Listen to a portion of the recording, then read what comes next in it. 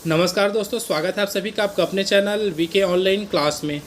तो आज की इस वीडियो में हम लोग बात करेंगे दोस्तों जीके जीएस के साथ ही एसएसटी के कुछ महत्वपूर्ण प्रश्नों के ऊपर, जो कि आपके सभी एग्जाम के लिए अत्यंत महत्वपूर्ण है। जिसमें भी जीके जीएस आता है, साथ ही दोस्तों एसएसटी से अगर क्वेश्चन आता है तो सभी अत्यंत महत्वपूर्ण प्रश्न है। तो वीडियो में हमारे साथ पूरा बने रहिएगा ताकि इन प्रश्नों का लाभ आप ले सकें। तो बिना देरी के दोस्तों वीडियो को स्टार्ट करते हैं और देखते हैं आज के हमारे प्रश्नों को।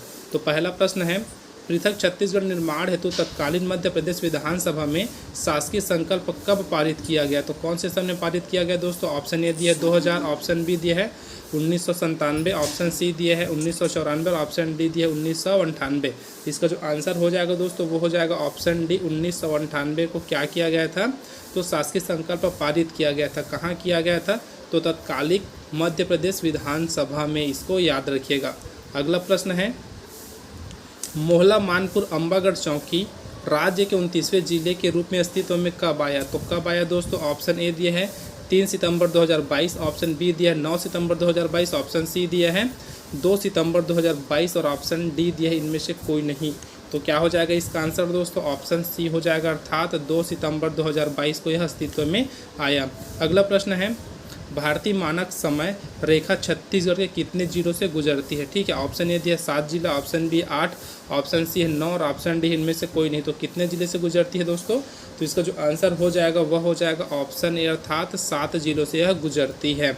अगला प्रश्न है, किस मिट्टी में आयरन की अधिकता और नाइट्रोजन तथा ह्यूमस की कमी होती है? तो किस मिट्टी में होती है दोस्तों? ऑप्शन ए दिया है लाल पीली मिट्टी, ऑप्शन बी है लाल बलुई मिट्टी, ऑप्शन सी है लाल दोमन मिट्टी और ऑप्शन डी इनमें से कोई नहीं। तो कौन सी मिट्टी है दोस्तों? इसका आंसर ऑप्शन बी हमारा सही हो जाएगा, अर्थात लाल बलुई मिट्टी में। ठीक है, अगला प्रश्न देखते हैं। प्रश्न है, ऊपर घाट और नीचे घाट क्रमशः की पाठ प्रदेशों को कहा जाता है? ठीक है, किन पाठ प्रदेशों को कहा जाता है दोस्तों? ऊपर घाट और नीचे घाट। ठीक है, ये हमसे पूछा गया है। 4 ऑप्शन हमको दिया है।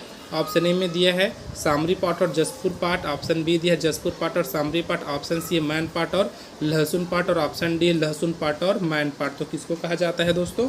इसका जो आंसर हो जाएगा वो हो जाएगा ऑप्शन ए, अर्थात सामरी पाठ को ऊपरी घाट और जसपुर पाठ को नीच घाट कहा जाता है और फिर निचला घाट कहा जाता है। अगला प्रश्न देखते हैं दोस्तों। प्रश्न है, मिट्टी निर्मित बांध किस नदी पर है? ठीक है, किस नदी पर मिट्टी निर्मित बांध है? ऑप्शन ए दिया है तांदुला, ऑप्शन बी है खारून, ऑप्शन सी है खरखरा और ऑप्शन डी इनमें से कोई नहीं। तो किस नदी पर बोला गया है दोस्तों? ठीक है, तो इसका जो आंसर हो जाएगा वो हो जाएगा ऑप्शन सी, खरखरा नदी पर यह स्थित है। अगला प्रश्न है, नदी जोड़ो परियोजना की निम्न में से कौन सी लिंक परियोजना सही नहीं है? तो कौन सी सही नहीं है दोस्तों? 4 ऑप्शन हमको दिया है और ऑप्शन ए हमारा सही हो जाएगा के साथ उसके नदी के रूप में। अगला प्रश्न है, छत्तीसगढ़ का ग्रीष्म ऋतु में औसत तापमान कितना होता है? कितना होता है दोस्तों? ऑप्शन ए दिया है 35 से 55 डिग्री सेल्सियस, ऑप्शन बी है 40 से 45 डिग्री, ऑप्शन सी है 30 से 45 डिग्री सेल्सियस और ऑप्शन डी इनमें से कोई नहीं। इसका जो आंसर हो जाएगा दोस्तों वो हो जाएगा ऑप्शन बी 40 से 45 डिग्री सेल्सियस छत्तीसगढ़ का ग्रीष्म ऋतु में औसत तापमान है। अगला प्रश्न है, कौन सा क्षेत्र वृष्टि छाया प्रदेश के अंतर्गत नहीं आता? ठीक है दोस्तों, कौन सा क्षेत्र नहीं आता? ऑप्शन ए दिया है कवर्धा, ऑप्शन बी है पश्चिमी राजनांदगांव, ऑप्शन सी है लोरमी पठार और ऑप्शन डी इनमें से कोई नहीं। तो कौन सा है दोस्तों इसका आंसर?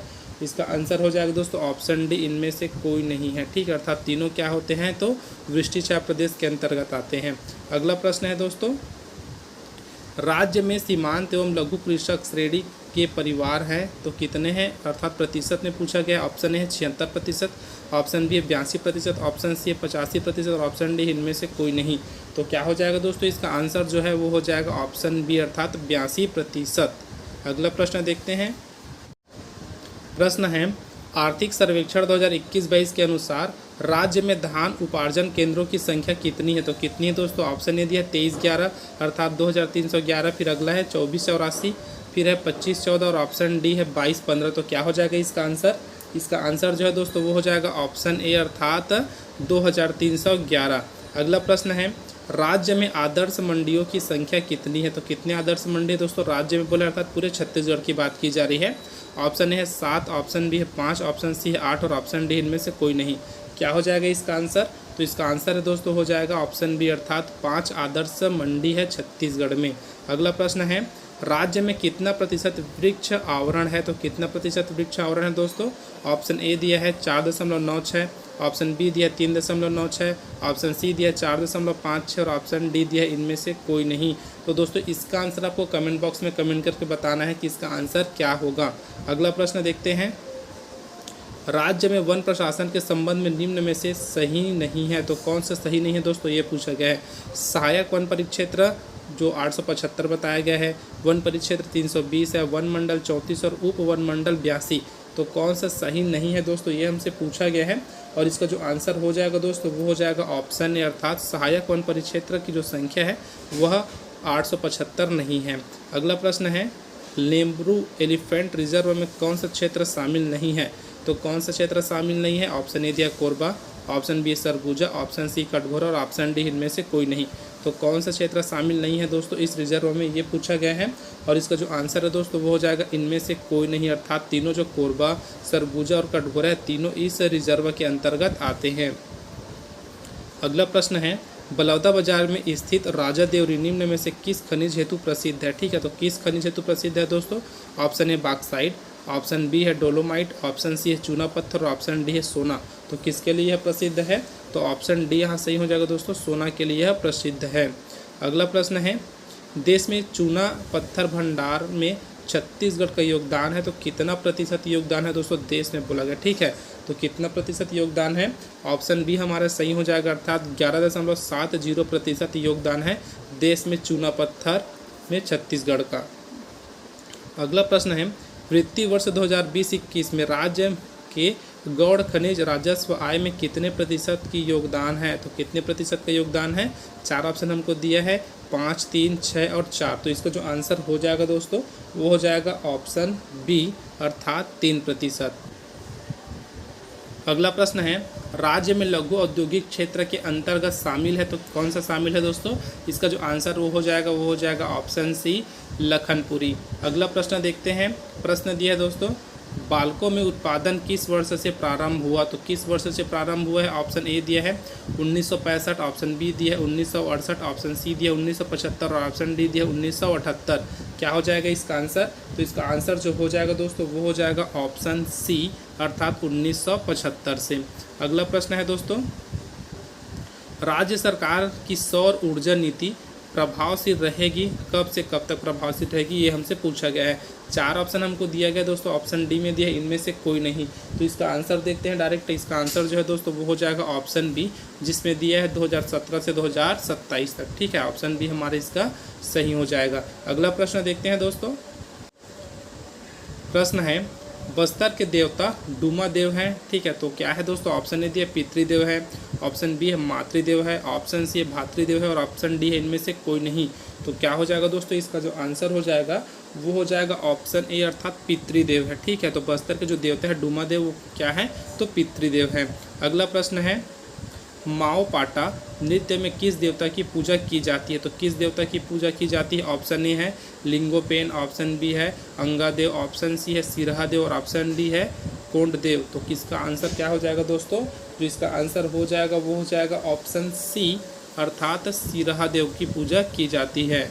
अगला प्रश्न है, निम्न में से सुशिर वाद्य यंत्र नहीं है, तो कौन सा सुशिर वाद्य यंत्र नहीं है? ऑप्शन ए दिया है अकुम, ऑप्शन बी दिया है तोड़ी, ऑप्शन सी दिया है मोहरी और ऑप्शन डी दिया है मुयांग। तो इसका जो आंसर है दोस्तों वो हो जाएगा ऑप्शन डी, मुयांग। ठीक है, तो ये क्या है? एक सुशिर वाद्य यंत्र नहीं है। अगला प्रश्न देखते हैं, खपुरी रोटी निर्मित होती है किससे होती है दोस्तों? सभी को पता है, छत्तीसगढ़ में सब रहते हैं तो सबको पता है खपुरी रोटी किसको बोला जाता है और वह किससे निर्मित होती है।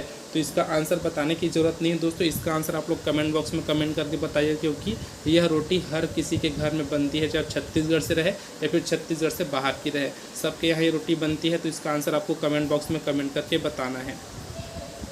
अगला प्रश्न है, जयचंद्रिका किसकी रचना है, तो किसकी रचना है दोस्तों? जयचंद्रिका जो है ऑप्शन ए है लक्ष्मण कवि, ऑप्शन बी है प्रहलाद दुबे, ऑप्शन सी है शिवदत्त शास्त्री और ऑप्शन डी है बाबू रेवाराम। तो इसका जो आंसर हो जाएगा दोस्तों वो हो जाएगा ऑप्शन बी, प्रहलाद दुबे की यह रचना है या फिर उनकी कृति है।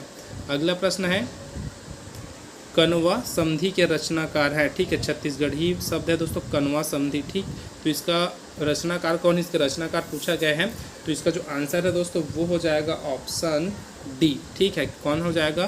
कोदूराम। तो इसका रचनाकार कौन है? कोदूराम है। रचना का नाम क्या है? तो कनवा संधि। अगला प्रश्न देखते हैं दोस्तों, मोर अंगना के फूल किस छत्तीसगढ़ी कवियत्री की रचना है? ठीक है, मोर अंगना के फूल एक रचना है दोस्तों जो कि छत्तीसगढ़ी कवियत्री के द्वारा रचित की गई है। तो कौन है इसके कवियत्री, ये हमसे पूछा गया है। तो इसका जो आंसर है दोस्तों वो हो जाएगा ऑप्शन बी, अर्थात बसंती वर्मा। ठीक है, कौन है? बसंती वर्मा इसके कवियत्री है। अगला प्रश्न है, राज्य की कौन सी लोकसभा सीट अनारक्षित सीट नहीं है? तो कौन सी लोकसभा सीट है जो अनारक्षित नहीं है? Option A Korba, option B Durg, option C Mahasamund और ऑप्शन डी जांजगीर चांपा। तो कौन सी सीट है दोस्तों जो कि अनारक्षित सीट नहीं है, ये बोला गया है। तो इसका जो आंसर हो जाएगा दोस्तों वो हो जाएगा ऑप्शन डी, जांजगीर चांपा। अगला प्रश्न देखते हैं दोस्तों, आज का हमारा अंतिम प्रश्न है, राज्य के वर्तमान में पंचायती राज और ग्रामीण विकास मंत्री कौन है? कौन है दोस्तों, इसका आंसर हमको बताना है। तो इसका जो आंसर है दोस्तों वो हो जाएगा ऑप्शन सी, रविंद्र चौबे। तो ये क्या है? तो पंचायती राज और ग्रामीण विकास मंत्री हैं रविंद्र चौबे। ठीक है, 4 ऑप्शन यहाँ पर हमको दे दिया गया था और सभी के बारे में आप लोग जानकारी रखिएगा दोस्तों कि कौन कौन किस किस फील्ड से है।